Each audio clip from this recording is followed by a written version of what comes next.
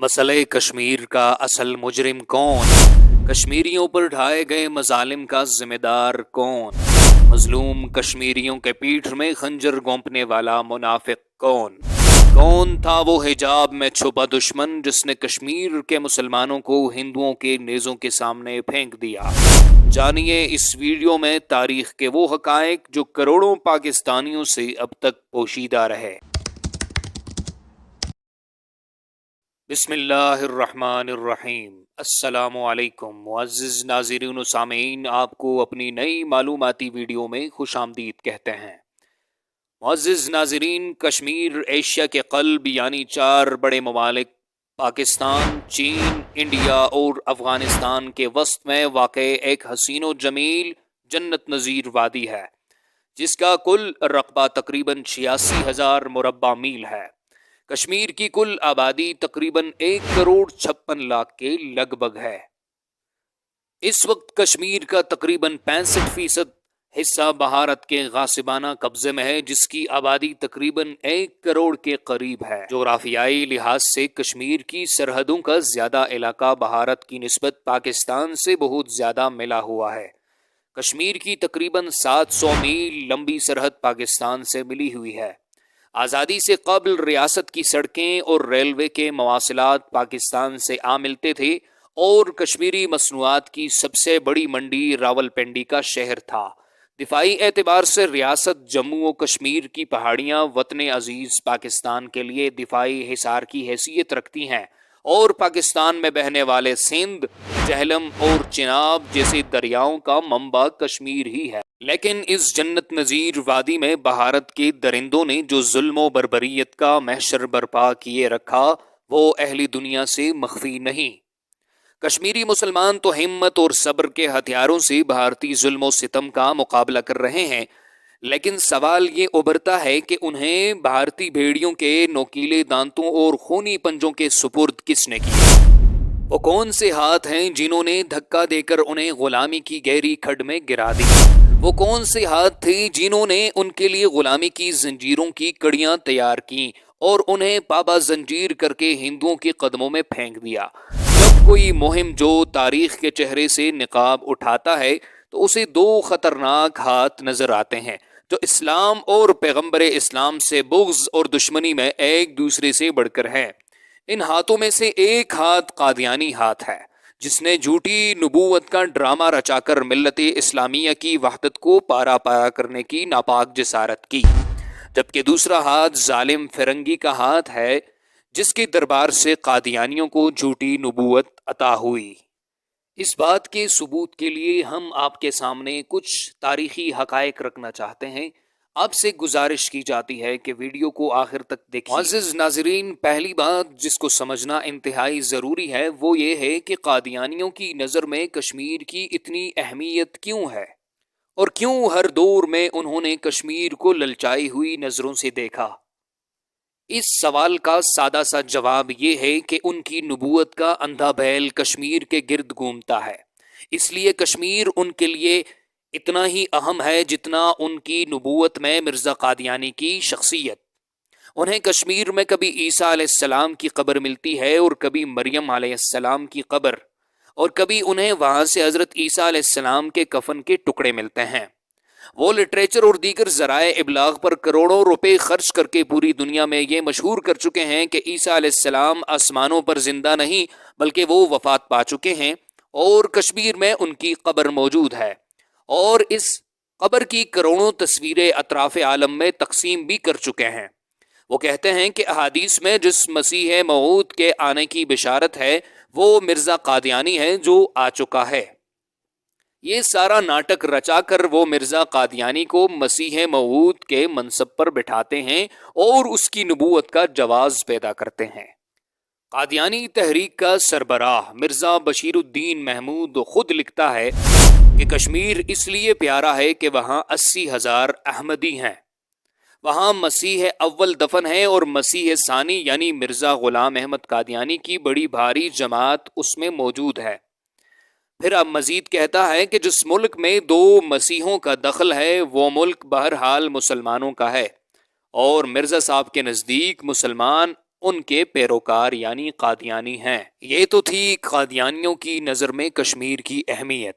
اب آزادی پاکستان سے ہم 2 دہائی پہلے آپ کو تاریخ کے اوراق میں لیے چلتے ہیں۔ 1920 کے دہائی کے آخر میں ڈوگرا شاہی کے مظالم نے مسلمانان کشمیر کی زندگی اجیرن کر رکھی تھی۔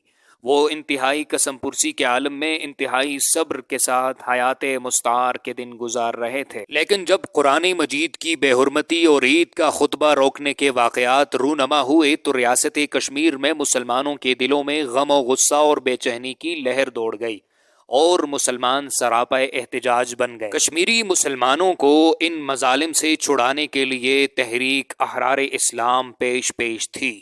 قادیانی جو کشمیر کے مسئلے میں انتہائی دلچسپی رکھتے تھے، ایک ہوشیار چوہے کی طرح بل سے سر باہر نکالے چاروں اطراف کے حالات کا بغور جائزہ لے رہے تھے۔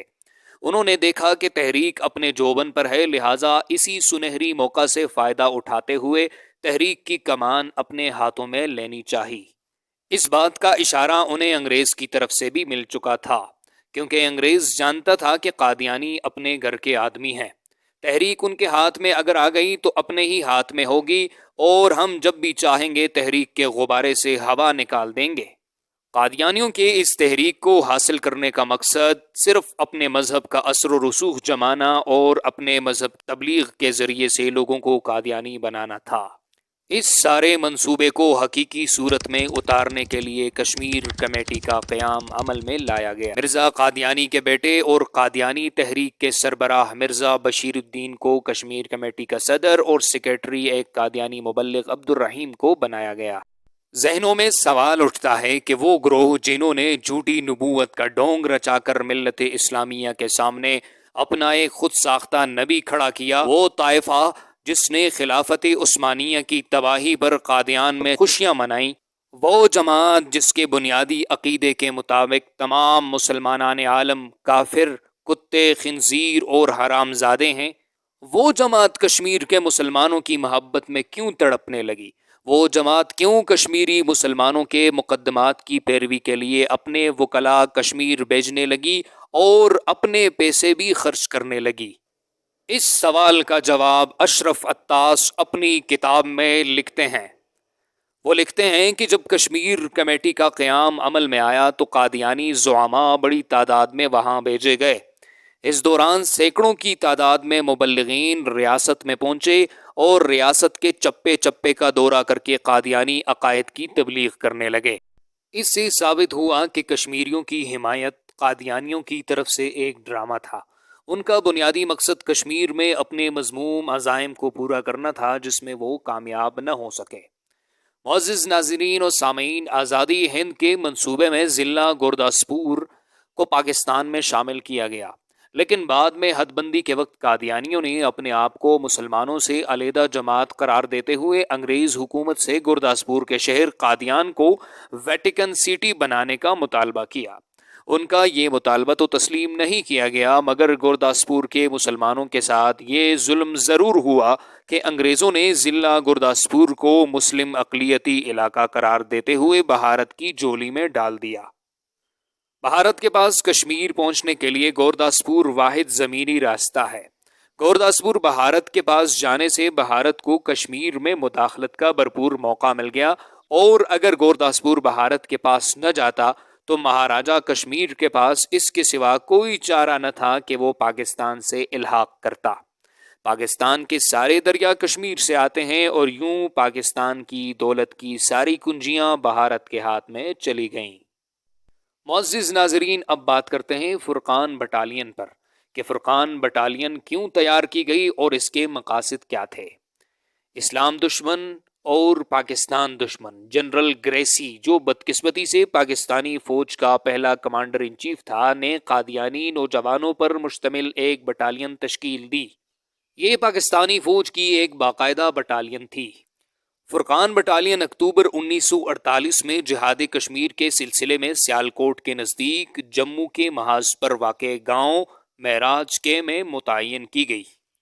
اس بٹالین کی سربراہی خفیہ طور پر مرزا بشیر الدین کے بیٹے مرزا ناصر احمد اور مرزا مبارک احمد کر رہے تھے۔ دراصل یہ بٹالین انگریزوں کی جاسوس بٹالین تھی جو کشمیر سے ساری خبریں جنرل گریسی اور پھر جنرل گریسی کے ذریعے یہ خبریں بھارت کے commander in chief general Sir Auchinleck تک پہنچ جاتی۔ اس بٹالین کو کشمیر میں بھیجنے کا مقصد ریاست پر قادیانی قبضہ جمانے کا پروگرام تھا۔ سوچنے کی بات ہے کہ وہ جماعت جس کے بانی نے پوری زندگی جہاد کی تنسیخ کی کفریہ تبلیغ میں صرف کر دی اور اپنی کتاب خطبہ الہامیہ میں یہاں تک لکھ دیا کہ آج سے انسانی جہاد جو تلوار سے کیا جاتا تھا خدا کے حکم کے ساتھ بند کیا گیا۔ اب اس کے بعد جو شخص کافر پر تلوار اٹھاتا ہے اور اپنا نام غازی رکھتا ہے وہ اس رسول کریم کی نافرمانی کرتا ہے۔ مزید لکھتا ہے، اب چھوڑ دو جہاد کا اے دوستو خیال، دین کے لیے حرام ہے اب جنگ اور قتال، اب آ گیا مسیح جو دین کا امام ہے، دین کے لیے تمام جنگوں کا اب اختتام ہے، اب آسمان سے نور خدا کا نزول ہے، اب جنگ اور جہاد کا کام فضول ہے۔ دشمن ہے خدا کا جو کرتا ہے اب جہاد، منکر نبی کا ہے جو یہ رکھتا ہے اعتقاد۔ ایسے انسان کے پیروکار جو جہاد کا سرے سے انکار کر رہا ہے وہ کشمیر میں کون سا جہاد کرنے چلے گئے؟ فرقان بٹالین نے محاذ کشمیر پر جرت و شجاعت و مردانگی کے کون سے درخشاں باب رقم کیے؟ کتنے قادیانی سورماؤں نے وطن عزیز کے لیے جانوں کا نذرانہ پیش کیا؟ کتنے مسلمانوں کے جان و مال اور عصمتوں کی حفاظت کی؟ یہ کام نہ انہوں نے کرنا تھا اور نہ ہی وہ اس کام کے لیے بھیجے گئے تھے۔ وہ جس مقصد کے لیے بھیجے گئے تھے وہ کام جاسوسی کرنا اور مفت کی تنخواہیں کھانے کا کام تھا۔ کچھ عرصے بعد جب مسلمانوں کے پرزور احتجاج پر وزیر اعظم لیاقت علی خان نے اس شیطانی بٹالین کو توڑ دیا تو نبوت چور کروڑوں روپے کا ملنے والا سارا اسلحہ چوری کر کے ہضم کر گئے اور حکومت کو کچھ بھی واپس نہ کیا۔ لیکن قادیانی جماعت نے 1965 میں فرقان بٹالین میں شامل ہر ادنا اور اعلیٰ قادیانی کو تمغہ دفاع کشمیر عطا کیا۔ گویا چوروں کے سروں پر پگڑیاں باندھی گئیں اور ڈاکوؤں کی دستار بندی کی گئی۔ لیکن یہ بات کتنی ہوش ربا، خطرناک اور تشویشناک ہے کہ ایک فوجی بٹالین کو اس کی کارکردگی پر ایک سول جماعت اسے تمغوں سے نواز رہی ہے۔ معزز ناظرین، یہ تھی تاریخ کے چند سیاہ حقائق جو ہم نے آپ کے سامنے رکھ دیے، فیصلہ آپ خود کر لیجئے۔ اگر آپ کو ہماری یہ معلوماتی ویڈیو پسند آئی ہے تو ہمارے چینل کو سبسکرائب کیجیے اور دیکھتے رہیے مزید معلوماتی ویڈیوز۔